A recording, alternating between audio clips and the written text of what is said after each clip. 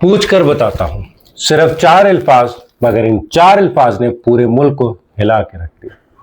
ये जुमला नहीं बल्कि एक एतराफ़ था, एक ऐसा एतराफ़ जो ताकत के पर्दों के पीछे छुपी सच्चाई को अयां कर गया।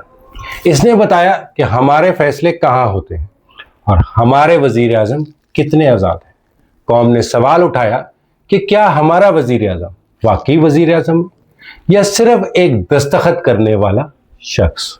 ये वो लम्हा था जब कौम ने बज़ाहिर सबसे ताकतवर इंसान की आंखों में खौफ देखा, जब इक़्तिदार की कुर्सी पर बैठा शख्स खुद फैसला ना कर सका और कह दिया पूछ कर बताता हूँ।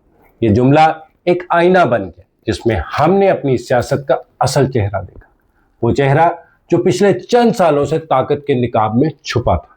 जमहूरियत के नारों के पीछे दरअसल मंजूरियों का निज़ाम चल रहा है।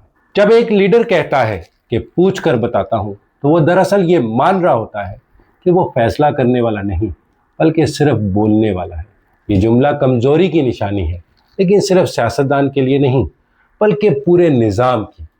कौम को हमेशा बताया गया कि वज़ीर आज़म मुल्क का ताकतवर तरीन शख्स होता है, मगर आज के पाकिस्तान में ताकत सिर्फ कलम में नहीं बल्कि किसी और के इशारे में है।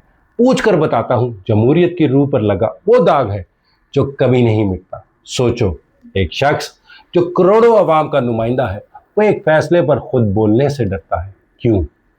क्योंकि वो जानता है कि उसके पीछे कोई और ताकत है जो तय करती है कि कौन क्या कहेगा और कब कहेगा।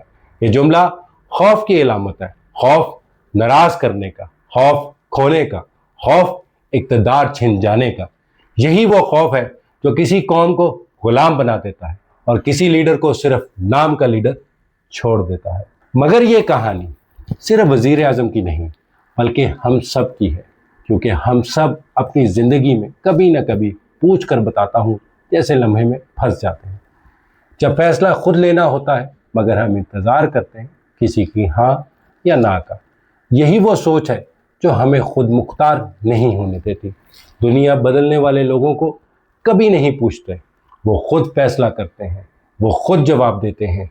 पाकिस्तान की सियासत में हमेशा यही सवाल रहा कि ताकत कहाँ है, पार्लियामेंट में या कहीं और जब खुद वज़ीर आज़म कहे पूछ कर बताता हूँ तो जवाब साफ मिल जाता है।